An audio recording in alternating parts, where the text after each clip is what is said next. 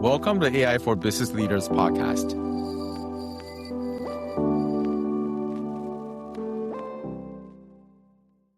Hi, welcome to another episode at eTel. I am with Angela from Patagonia. I'm really excited to hear what she's been working on and also what Patagonia has been working on. Can you give us a little high-level introduction of who you are and what you do? Absolutely. Hi, I'm Angela Clark. I'm the VP of Digital at Patagonia. And what I do is run business strategy for all digital customer accounts and customer journey for Patagonia for North America. Awesome. Patagonia is one of those brands, as you know, I'm sure everybody comes up to you and say it's beloved brands and everybody loves it, from the younger folks to like the older folks as well. For you guys, in the past 6 to 12 months, I would say, there's been a lot of changes, whether it's tariffs, whether it's market conditions, disruption of the AI. What have you guys seen in Patagonia in the 6, 12 months, and what type of changes have you guys done? Yeah, I think like most retailers, we definitely did jumping through the hurdles of tariffs. It eats away at some of our margin goals or margin impact that we thought we were going to have for the year. So we did have to make some pivots on that. But like a lot of brands, we're trying to figure out how to leapfrog to the future, I call it, because we're a little late into adoption of some things. But at the same time, continue with the mission that we have, which is to save the whole planet. It's the whole brand. So we really center everything around that. It's not purely about products. It's not purely about sales. It's really about customer engagement, getting them involved with product, getting involved in activism with our missions. That's awesome. I mean, I think you guys are very unique in that sense, right? You say customer centricity from the consumer standpoint. It does seem like you guys are really genuine about it. You guys aren't just doing it for an X amount of percentage of sales. Can you tell us a little bit about it, especially from your role? What does that actually look like? Yeah, when it comes to decision making for the business departments? Yeah, it's a unique challenge because I don't have a lot of the same tools where, I'm incentivizing someone on a discount to get that first conversion and hopefully they'll become a long-term client. I really have to lean on storytelling. I really have to lean on quality of the product. And the biggest converter of the product is when someone has it at their hands because the quality is unmatched. We take care of it in a way that most brands will always bring it back, lifetime guarantee, we'll repair it for you, we'll buy it back from you. Wow. And all those things just speak to the quality of our product and our commitment to the product. And so I think if we're not telling that rich story for someone who's not new to the brand, they know Patagonia is great, but they don't know why.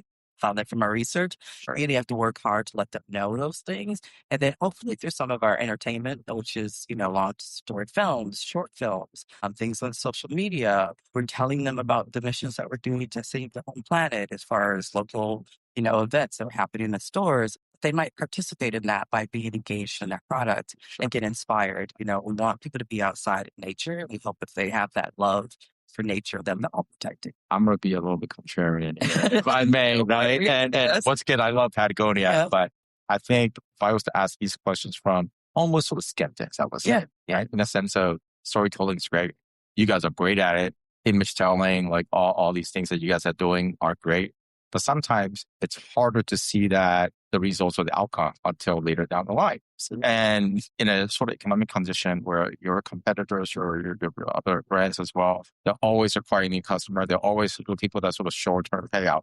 How do you guys compete in that environment when you guys seem to be playing the long game, compared to other people who are that maybe just be paying for you? Absolutely. This is where I love working for a privately held organization. There you go. They're different. Our goals are not, they're not quarterly goals. They're not yearly goals. They're long-term goals. Sure. So my margin goals, my sales impact goals, my conversion goals are not as intense as that would be for a high-growth brand, for sales brands before. And the pressure of that sometimes forces you to do things that, might not be the right thing for the long term. And so it's a bit of a luxury to be able to say, like, you know what, I can do that. But even, when I implement a new tool and my partner says, you can 3x your performance and all that, I just cut that goal short because I know that we're not going to go as hard as someone else who might have promotion, a certain message, or something else that's going to be a little more short term. I know it's going to be a long term play. I know storytelling is part of that. So our conversion might be a little bit lower, but in the long run, I think we're going to win in the end. So it's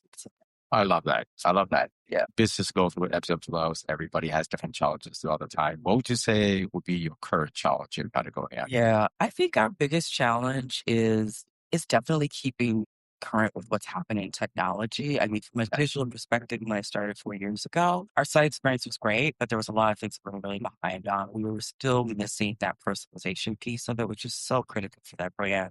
We've got 7 different sports customers, like you said, from all age groups, all different type of demographics coming to us for a lot of different things, not just products. And to be able to meet them where they want to connect with us as a brand requires personalization, right? And so I kind of had to build the foundation layer, cleaning up our data, cleaning up our customer insights, and then start to build a platform that can be dynamic, start to build those customer journeys that can be dynamic based on if you're a surfer and I'm a mountain biker, we're not getting the same message. The surfing is exciting, but I don't want to know about that if I'm truly looking for something. Right. This is a good segue. A lot of people talk about AI. One of the benefits could be personalization, especially from customers. How are you guys looking at AI right now? Are you guys using any tools? Are you guys testing anything? Yeah. We started to build an internal team. Okay. And we started with internal uses, right? Okay. Really starting with customer service team.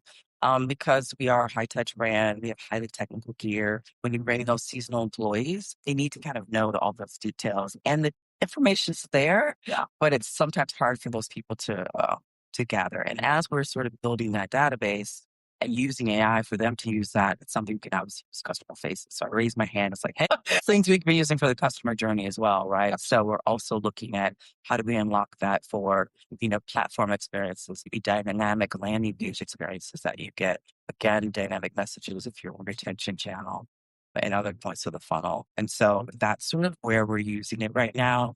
I think one of our greatest opportunities is to use it through operational, just excellence within the brand internally. Okay. Because like a lot of companies, our teams are not growing. We're trying to, because of tariffs, things of that nature, we're trying to keep our teams tight. People are doing a lot of work. The people that are highly talented are sometimes doing more remedial things because there's no one else to do it, right? So if we can use AI technology to kind of remove those remedial tasks and those big brains and work on big problems, honestly, that's the biggest unlock for us. Yeah, we're seeing that across different customers as well. Obviously, different sizes of the customer, retail have different, it's essentially change management. Absolutely. It's that piece of it. And people have different type of journeys, but I would say majority of the customers we have spoken with are still an enablement piece. Right.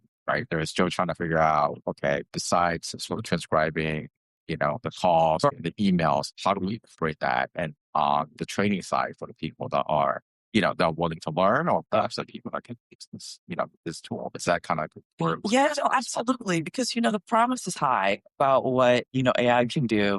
So we can scrape your site and we can serve up all these dynamic things. And reality is if the information is not right on the site or it's not as detailed, then it's just going to fall. It's like garbage in, garbage out, right?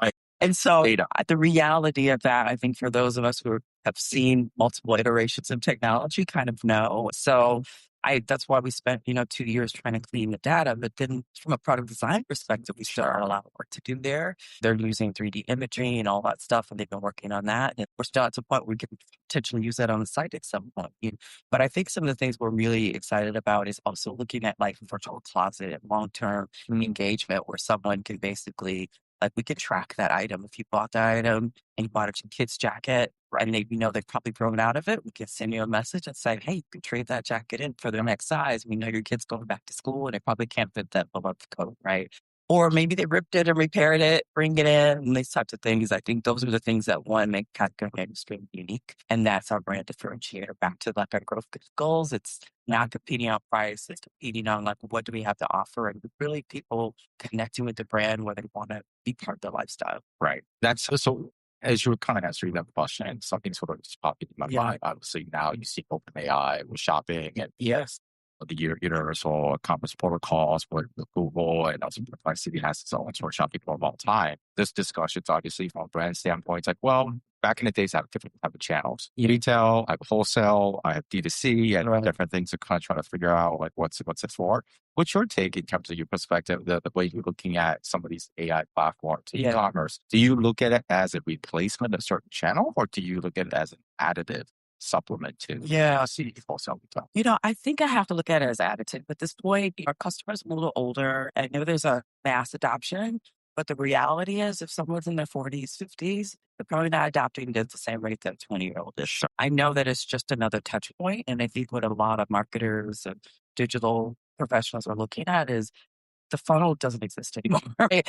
The touch points are all around. Yeah. It's just like an atom. It's like all these things swirling about. Right. And how do you show up in those different places? I think our gift is that people love our brand, like you said. If you go to Reddit, there's so much activity happening there. That's a little bit our saving grace with all this agentic that's coming, is that there's all this stuff that's already out there about our brand. We've always had a lot of yeah. So there's a lot about our brand out there that people are talking about that's in line with our brand values. That's what's going to be challenging to continue to have that brand perspective. If someone never lands on your site and they purchase that product, how do you still get those values about the brand's about to that customer if all they did was say, hey, I need a outerwear piece for such and such and such and such, and they never see the site experience. So we're trying to build unique experiences that give people reasons to maybe use agentic, but also maybe show up in a store and also maybe show up on a platform or a future app, because there's things there that they can't get elsewhere. Right. Just kind of depends on what they're looking for, what type of experiences they want,